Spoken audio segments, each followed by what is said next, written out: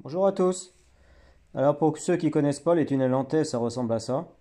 Alors c'est bien pratique parce que c'est simple à faire et pas cher, mais le problème c'est qu'on peut pas mettre des légumes trop ou trop larges à l'intérieur, comme on le voit sur la photo, parce qu'on est limité en fait par la longueur des arceaux et si vous les enterrez dans la terre, c'est encore pire, vous perdez encore plus de hauteur. Et autre souci aussi, c'est la solidité. S'il y a de la neige qui tombe dessus, par exemple, ou s'il y a trop de vent, bah, les arceaux ils peuvent soit péter, soit se déformer. Donc moi ce que je vais vous proposer c'est un tunnel nantais amélioré, c'est-à-dire qu'on pourra régler la hauteur et la largeur et on va aussi renforcer la solidité. Je vous explique tout ça. Alors pour la solidité, qu'est-ce que j'ai fait? J'ai renforcé avec des tasseaux tout simplement.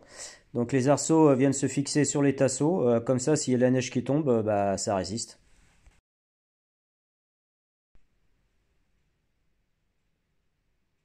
Donc comme vous pouvez le voir, ça tient bien, c'est costaud.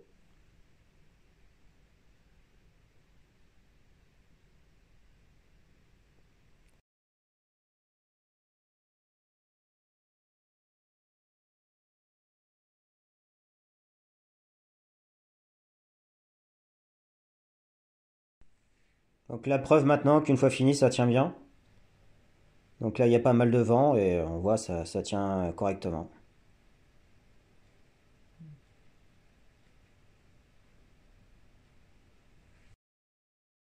Donc ça, c'est un tunnel nantais qui est facile à faire. Il faut environ 30 minutes pour faire ça. C'est pas cher, faut compter 20-30 euros maximum. Donc une heure pour 1 euro par arceau. Les tasseaux, je crois, c'est 2-3 euros. La bâche, ça doit être 7-8 euros que j'ai acheté ça à gamme vert. Voilà, donc c'est vraiment pas très cher. Donc on commence à planter 4 piquets à chaque extrémité. Donc moi en largeur, j'ai mis 1 mètre. Ensuite, on tend une ficelle de chaque côté. Donc pour faire les arceaux, on va utiliser des tubes d'électricien en plastique, hein. Donc c'est des tubes IRL diamètre 1,6 en longueur 2,40 m. Donc c'est solide, souple et en plus c'est pas cher, c'est à peu près 1 euro le tube. On trouve ça dans tous les magasins de bricolage. Alors sur un tunnel nantais classique, hein, normal, les arceaux sont enterrés de 10 à 20 cm. Ce qui fait qu'on va se retrouver à l'intérieur avec une hauteur d'environ 70 cm. Et si les légumes ne sont pas hauts, c'est pas grave. Mais par contre, si vous voulez mettre des légumes qui font plus de 70 cm, bah, vous ne pourrez pas. Donc j'ai mis au point un système pour pouvoir régler la hauteur. Donc en fait, on va utiliser des fers à béton. Pour ceux qui connaissent pas, donc un fer à béton, c'est ça. En fait, c'est des grandes tiges métalliques. Pour trouver ça, il faut aller dans les magasins de bricolage. Et par contre, le problème, c'est que c'est des grandes barres. Voilà, donc il faudra soit les demander à ce qu'ils vous les découpent en morceaux de 50 ou 70 cm, ou sinon, vous récupérez directement comme ça et vous les coupez chez vous avec une disqueuse ou une meuleuse. Donc si on n'enterre plus l'arceau et qu'on met un fer à béton, voilà ce qu'on gagne en hauteur, c'est pas mal, hein. Et si on continue à monter l'arceau sur le fer à béton, alors là on atteint carrément des hauteurs impressionnantes, hein. Le pire, c'est qu'on peut même continuer à monter, hein, parce il suffit juste en fait d'augmenter la hauteur du fer à béton et on peut continuer à monter comme ça presque indéfiniment. Par contre, après, on va avoir un autre problème, c'est parce que comme les tubes ils font 2,40 m, forcément ils seront plus assez longs. Donc pour ça, j'ai trouvé une autre solution.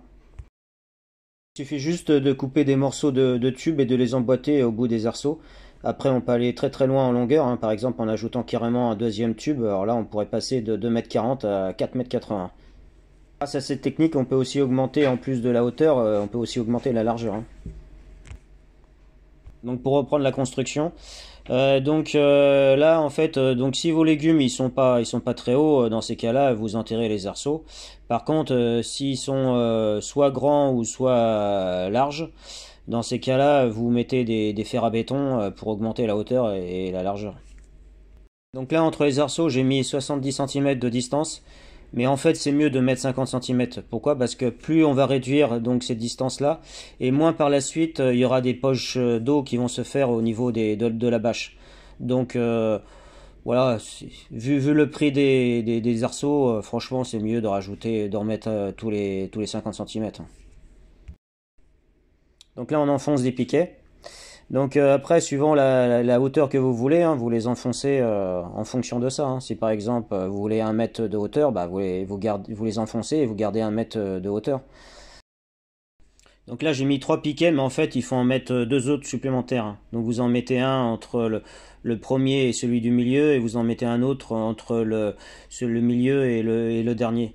Parce que le problème, c'est pas par rapport à la solidité, mais c'est par rapport au fait que les tasseaux ils risquent de se déformer s'ils sont pas soutenus au milieu.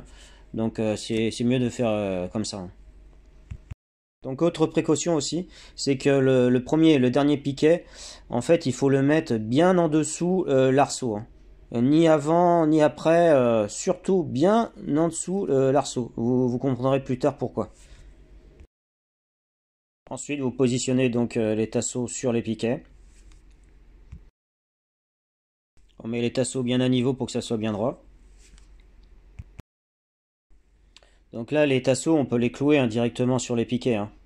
Par contre, le problème, c'est qu'une fois qu'on fait ça, après, on peut plus retirer, on peut plus démonter le truc, sauf en déclouant, etc. Donc, moi, j'ai trouvé un autre système pour que ça soit facilement enlevable. Donc, je vais utiliser en fait des équerres que je vais fixer sur les piquets. Je vous montre ça. Donc ça, c'est le piquet du milieu, hein. Donc c'est pour ça qu'il y a 2 équerres de chaque côté, mais le premier et le dernier, il y aura qu'un seul équerre, hein. Ensuite, une fois qu'il y a le tasseau dessus, donc il y a 2 possibilités. Donc soit on met du fil de fer pour le maintenir autour de l'équerre. Donc on met un fil de fer qui englobe à la fois donc l'équerre et le tasseau. Comme ça, une fois qu'on veut retirer le tasseau, bah, on découpe le fil de fer. Ou sinon, on peut mettre directement le fixer avec des vis, hein. Mais après, si on veut l'enlever, bah, on dévisse. Donc une fois que le tasseau est fixé sur le piquet, soit avec des vis, soit avec du fil de fer, à ce moment-là, on peut découper, enfin on peut scier les 2 extrémités. Donc ensuite, pour éviter que ça bouge, on vient fixer donc les arceaux sur les tasseaux avec du fil de fer.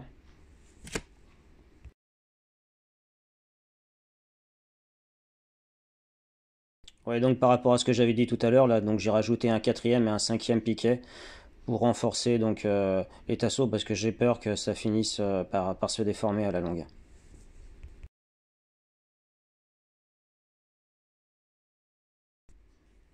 Alors pour la bâche, j'ai pas pris une bâche très chère, hein. J'ai pris une bâche à 7 euros à gain vert là.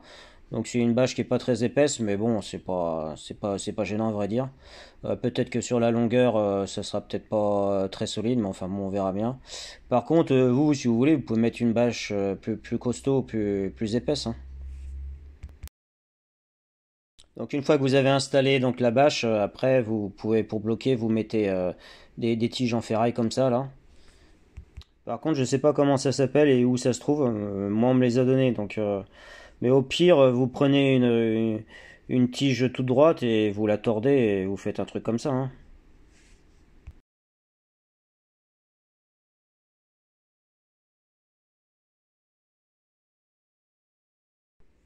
Donc voilà ce que je disais tout à l'heure, parce que le problème c'est que comme j'ai pas mis donc l'arceau juste en face du piquet, bah on voit il y a un décalage et voilà, c'est comme ça tend la bâche, ça risque de la percer. Donc voilà, il faut bien penser à mettre le premier et le dernier arceau bien sous le piquet, hein. Et la dernière étape, donc on finit par mettre des arceaux par-dessus.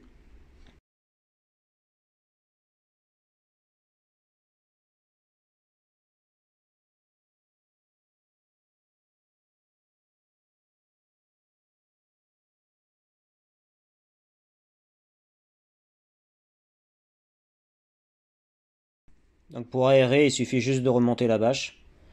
Et pour maintenir la bâche en place, vous mettez des épingles.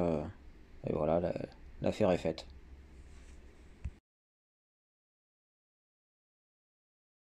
Alors l'avantage d'un tunnel nantais par rapport aux grandes serres tunnels, c'est que c'est simple, rapide et surtout pas cher. Autre avantage, c'est que ça peut servir aussi toute l'année, par exemple en mettant des filets anti-insectes pour protéger les légumes. Vous pouvez aussi mettre dessus des filets d'ombrage pour protéger les légumes du soleil comme les salades.